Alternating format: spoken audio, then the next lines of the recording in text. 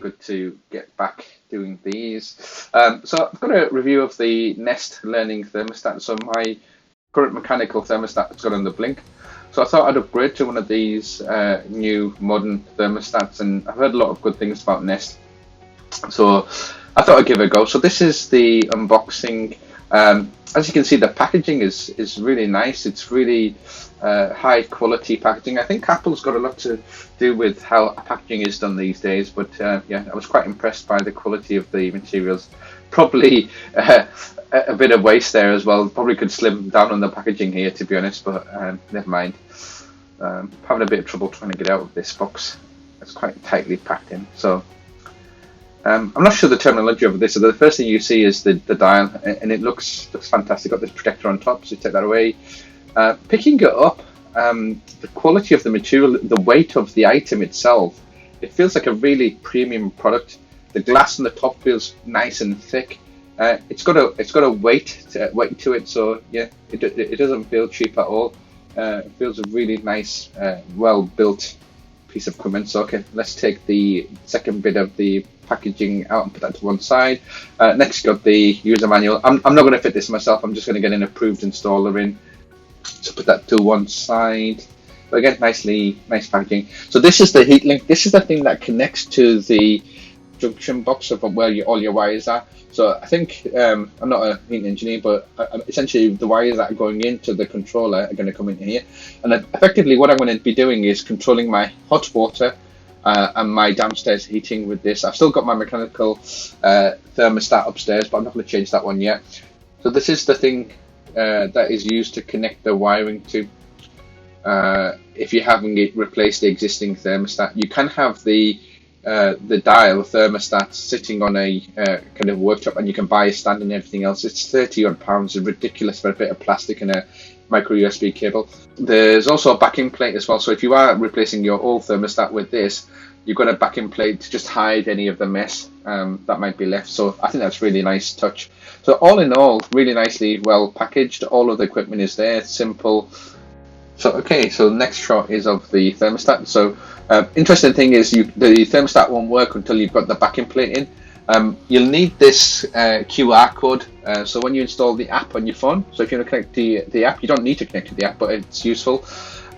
So scan that QR code, and then you'll need a key from this device here. So just going to set up the regional settings first of all. So I'll set UK. I'm in the UK.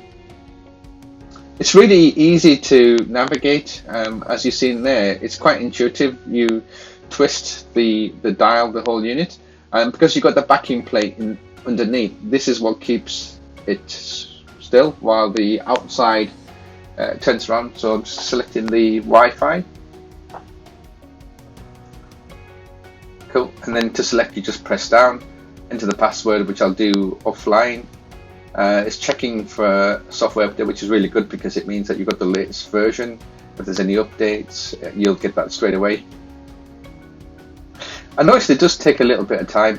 Another comment I just want to make, it just feels premium in the hand, really nice. So I'm quite pleased with that.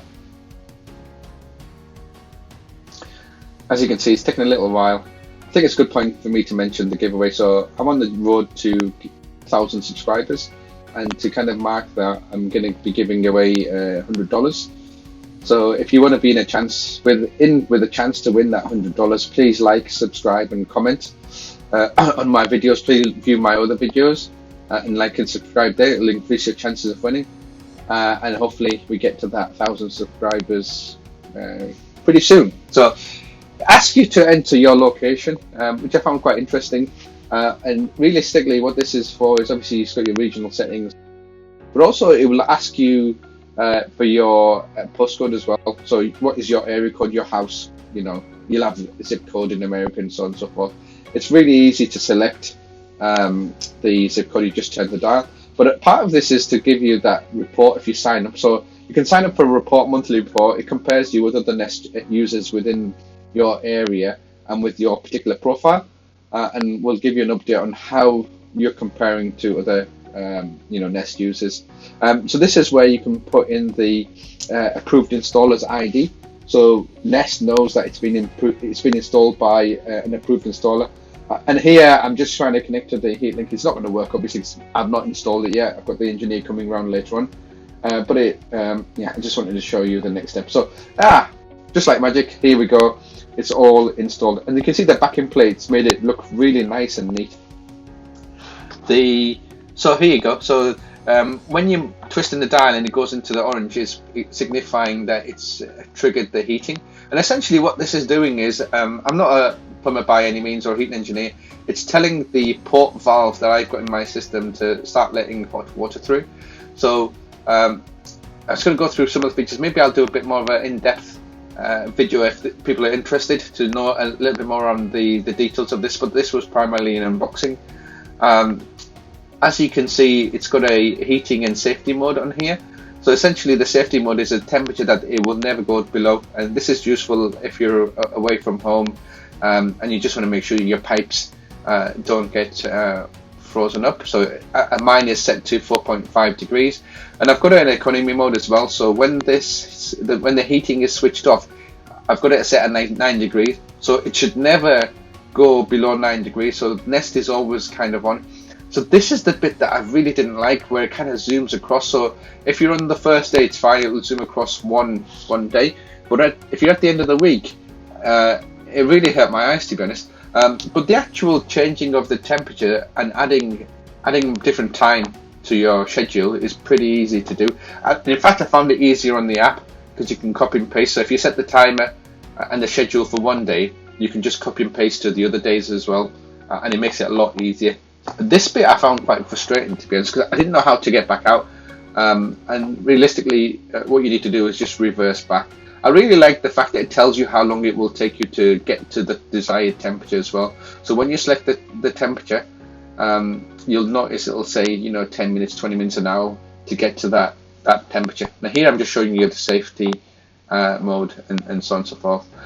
The far sight I think is absolutely brilliant. So it's got a sensor here in the unit, and as you're walking by, it will show whatever you set. So here I've set that it will show you the desired temperature, but you can have a clock or the current temperature or a few other things, even the weather, and it's quite nice to just see as you're going past what that is.